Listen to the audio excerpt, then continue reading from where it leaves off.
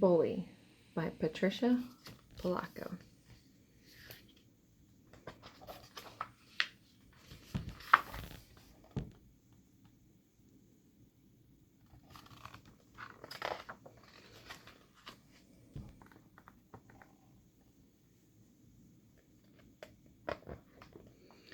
It was the first day at my new school. I lived right across the bay from the Golden Gate Bridge now, and it was beautiful to look at. But it wasn't home yet, and I dreaded going to school. I missed my old school and all my friends. My stomach was churning and my heart was pounding out of my chest.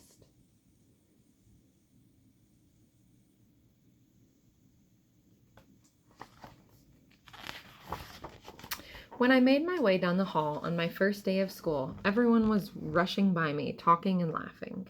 They all knew each other. I felt so alone. "Hey," a friendly voice called out. "You look how I feel." "Are you new here too?" A short, round boy with rosy cheeks and a big smile asked. I nodded. "Me too.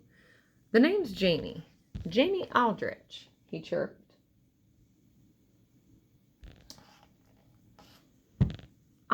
I'm Lila Dean," I answered. "So what grade are you in anyway?" Jamie asked. "Sixth," I answered. "Me too. Bet we end up in the same homeroom," he said with a grin. And he was right. Not only were we in the same homeroom, we sat right next to each other.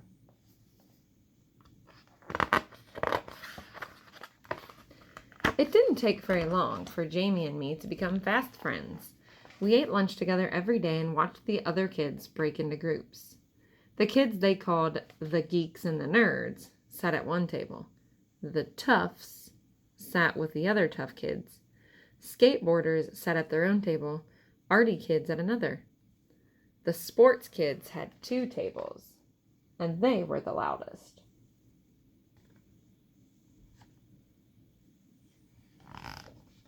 Then there was the table where Gage, Kenyon, and Maeve sat.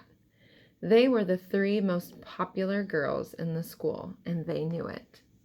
I learned soon enough that everyone wanted to be like them. They dressed like them, talked like them, even carried colored cell phones just like they did. They called their table the celebrity table.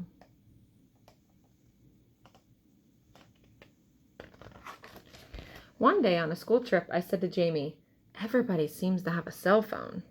"Pretty much." Jamie pulled his own cell phone out of his pocket. "You should get one, Lila," he said, "and a laptop." I shrugged. My father was a doctor and felt that cell phones were for emergency, and the school had computers. "You need to get both, Lila. That's how you stay connected with the world. Get a Facebook page, too." "I have one," he said enthusiastically. It turned out Jamie was a computer nut. He knew everything there was to know about computers, and he promised to set me up if I could convince my parents to give me a cell phone and a laptop.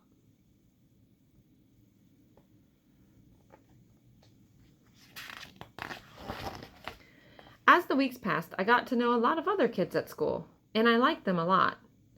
Jamie, by far, was my best buddy. It wasn't as if I had a crush on him or anything like that, but we were best friends for sure. Gage, Kenyon, and Maeve fascinated me, even though they completely ignored me. That is, until I got the highest grade on a social studies essay. Mr. Rosen held up my paper and told the class how good it was. Gage gave me a really strange look and whispered, "I always get the best grades in this class?" Then she winked and smiled. It made me feel very uneasy. When I told Jamie about what Gage said, he told me that Gage had lost her parents in a terrible auto accident last year. "That would be horrible to lose your parents," I said thoughtfully. "Yeah, but she seems to milk it for all it's worth. Most kids are afraid of her. You really need to be careful around her, Lila." A week later, I told Jamie I was going out for cheerleading. He warned me again. "That's Gage, Maeve, and Kenyon's territory, Lila. Be careful.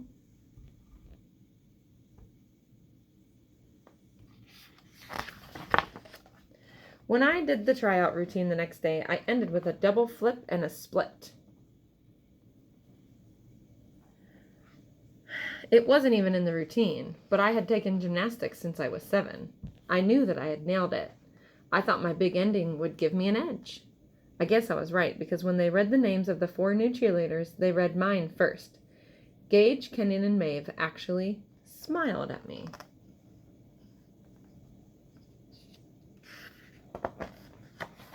At dinner that night, my brother Jack wasn't as excited as I had hoped he would be for me. Maybe because he had been having a hard time at his new school.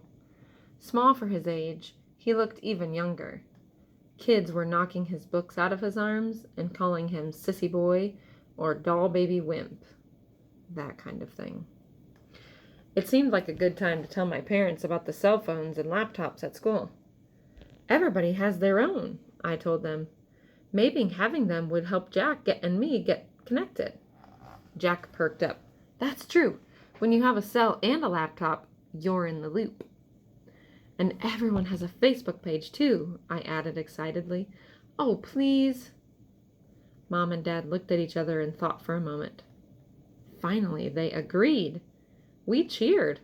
But no shenanigans, Dad said. The minute we hear that you are using these things inappropriately, you'll lose the privilege of having them.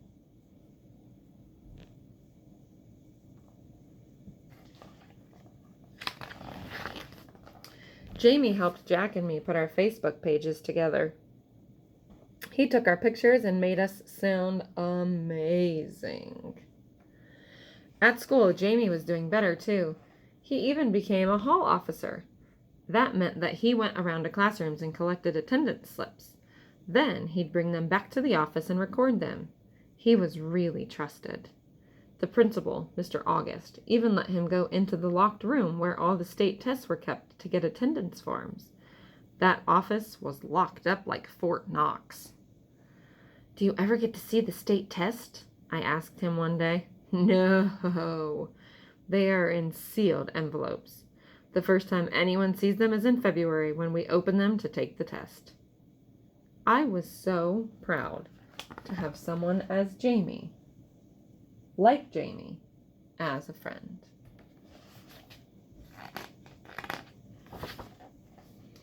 Gage, Maeve, and Kenyon were actually starting to be nice to me. I wasn't good enough to sit at the celebrity table, though, until the mid-year awards assembly. The principal announced that I had the highest grade point average in the whole school, that I got a Junior Achievement Award for heading up a project visiting the elderly, and that I got the Spirit Award for cheerleading. Gage usually got this award, but she seemed really happy that I got it. That's when she invited me to sit with them at the celebrity table at lunch. Jamie was disappointed that I wouldn't be sitting with him, but understood that it was a girl thing. Just as long as we still watch science fiction movies on Friday nights together, he said with a broad smile. But before I got to sit at the table, in fact, that very night, Gage invited me over to her house for a makeover. I had to look way cool, she said. I went, and I did.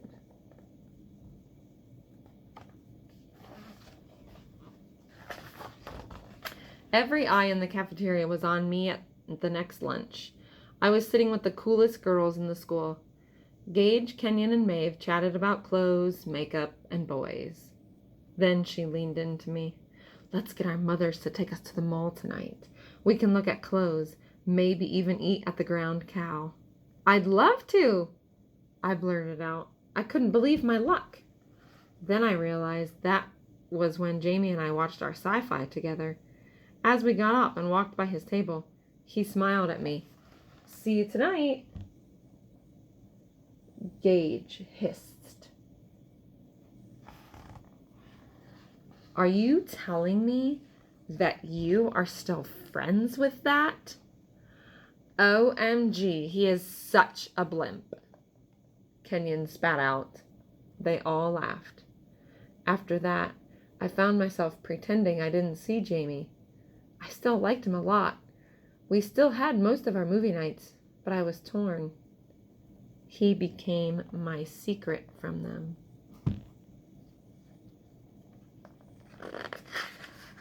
Seems like she's changing a lot to fit in with these friends, doesn't it? The rest of fall was great with Gage, Kenyon, and Maeve. They picked out makeup for me and picked out my clothes. I loved it and loved being with them. I wanted so much to be popular. Then, one day, when we were at Gage's house, trying on some new makeup, Gage opened up her laptop. We are going to do something a lot more fun. She got a look on her face. We call this scum dumping, she said, and laughed. She started surfing through the Facebook pages of our classmates. Oh, look, here's Imogen O'Neill's page. Look at that picture. Those teeth, Gage chided. She looks just like a horse, Maeve chimed in. They all laughed. And I've got just the right comment. On Imogen's wall, I watched Gage post. You look like a horse and sound like one, too. On Judy Marks's page, she wrote, I hear your mother is chasing after the soccer coach. What would your daddy say? On Audrey Jones' page, she wrote, your brother wears makeup and dresses when he's home alone. All I could think of was how all this would make me, or Jack, or Jamie feel, to see stuff like this on our Facebook walls. They went on to 5 or 6 more pages of school friends making comments. But then they came to Jamie's. Oh, look, Pudding Butt has a Facebook page, Maeve sneered. Then they found a photo of a huge hippo and put Jamie's face on it. No comment necessary. I didn't say anything. I knew I was letting Jamie down.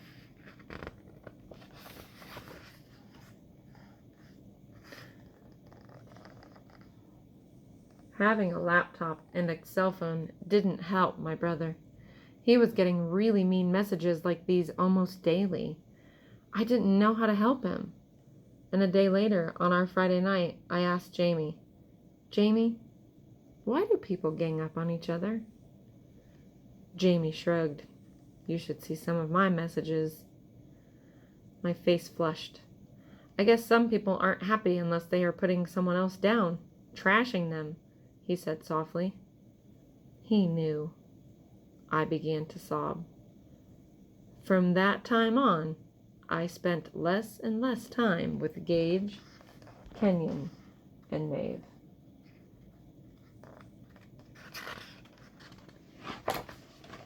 I sat with Jamie at lunch the next Monday. When Gage saw me, she cooed. Did I see you sitting with Jamie Aldrich at lunch today?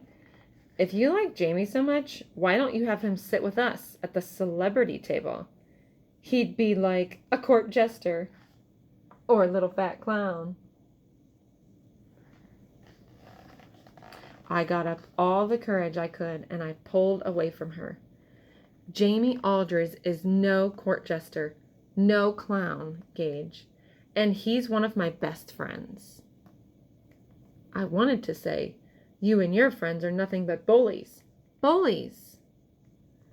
Even so, I walked away feeling like a 10,000-pound weight was off my shoulders. I was walking on air. No one dumps us, Lila. We do the dumping, Gage called after me. Then the week of the state tests arrived. I just didn't know how to study for them. They covered everything we'd learned in the fall, and more.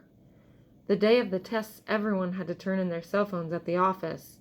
We also had to put our laptops, if we had one, in our lockers. Jamie sat right next to me in the test room. Gage, Maeve, and Kenyon were on the other side of the room.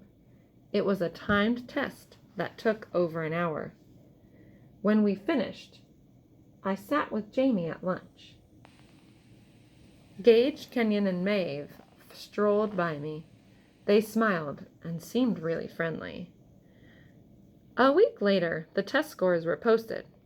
I got the highest score on the test, 99.6%. That felt so good. Jamie did really well too, 99%. I noticed that Gage, which was third. Not bad, 97.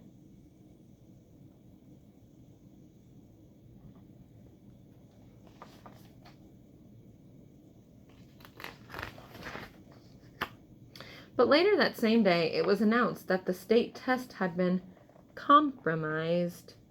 One of the tests had been taken from the ward room before test day. That meant someone could have cheated. Since I got the highest score, I was the first one called to the principal's office. Lila, the principal started, your teachers have informed me that you consistently make high test scores. But I have to ask you. He fumbled around. Did you take that test from our ward room? No, Mr. August. I would never do that. I started to get tears in my eyes. Never. Mr. August believed me and let me go. Gage was right outside the door when I came out. Why? I didn't know. Lila, she whispered. None of us believes that you had anything to do with the stolen test. We know you wouldn't do that. I wanted to gag. By the time I got home that night, I was all over Facebook, MySpace, YouTube, and the school homepage. All the tests were going to be thrown out and everyone blamed me. I had hundreds of messages on my cell phone, and when I started to read them, I was stunned. Everyone was accusing me of stealing the test, and there were really horrible messages calling me names. Phony. Cheater. Skag. On Facebook, someone had changed my profile name to Lying Lila. The next day, everyone either gave me looks in the hall or walked on by as if I wasn't there at all. In one classroom, someone threw chewed gum at me, and Jamie was out of town. His grandmother in Rhode Island had died. I missed him terribly. Mr. August called me and my parents into his office 2 days later. I'm going to put this picture up close so you can see it.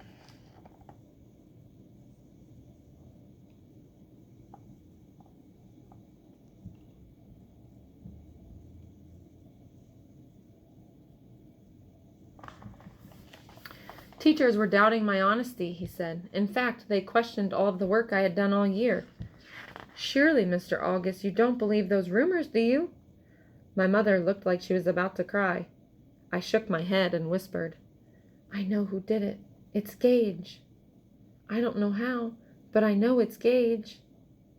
Gage, London? Oh, Lila, she lost her parents in that terrible accident. Are you saying she has some part in this? Someone who has suffered as she has? I find that hard to believe. Why, she is one of the few other kids defending you. In my heart, I knew Gage was behind all of this, but now I knew no one would believe me. My life was miserable. No one at school would talk to me. It was as if I wasn't even there. Kids started throwing things at me when I was cheering, and there were more and more horrible messages on my cell phone and on my Facebook wall. When Jamie got home, finally, I told him everything, but he just sat and watched me cry. Then he got a strange look on his face. Lila, I think I can help you. Just sit tight. Then he left.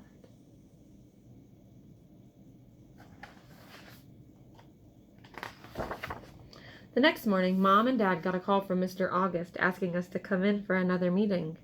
When we got there, he almost couldn't look at me or my parents. Lila, he began, I want to offer you a profound apology for what you and your family have endured. He took a deep breath. It appears that another person stole the test, then launched a campaign on the web and cell phones to see that you were blamed. But who was it, Mr. August? Who could do such a mean-spirited thing? My mom was all teary. The person is a minor and I can't say. Just believe the matter is being handled, Mr. August answered. How did you discover the truth? My father asked. A student came forward that saw the theft. He looked at me. It cleared you, Lila. Completely.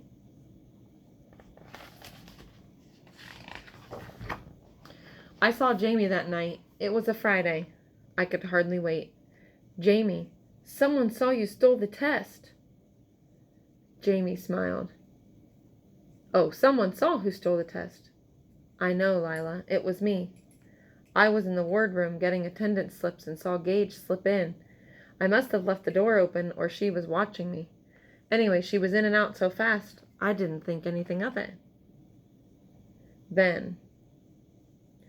But it was when I came back from Grandma's funeral and you told me the trouble you were in that I began to put two and two together.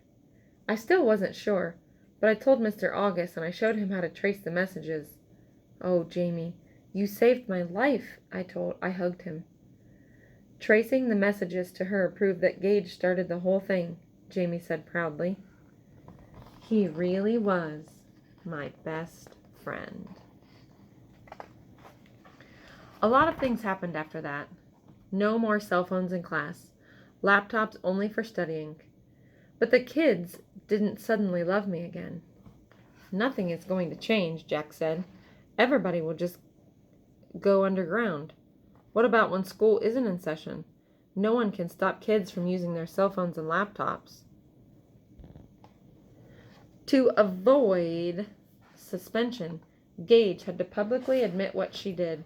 She had to apologize on her cell phone and Facebook too. But somehow, I feared her apology would be lame. We'll see. She could still convince everyone that she was forced into being humiliated by me and Jamie. I had heard of a scapegoat before. Now I knew what it was to be one. Jamie says that pathetic kids like Gage will always be looking for someone to go after. My dad said, think about it, Lila. In order for people like Gage's candle to glow brighter, she has to blow yours out. But I have a decision to make. Should Jamie and I go back to school? Hope for the best? Or should we go to another? What would you do?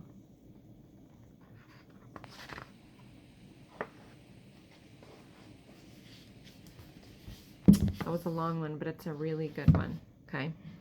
Hopefully this can start some discussions between you and your class or you and your parents about how our actions can have some serious consequences and how we really need to look for those true friends in our lives.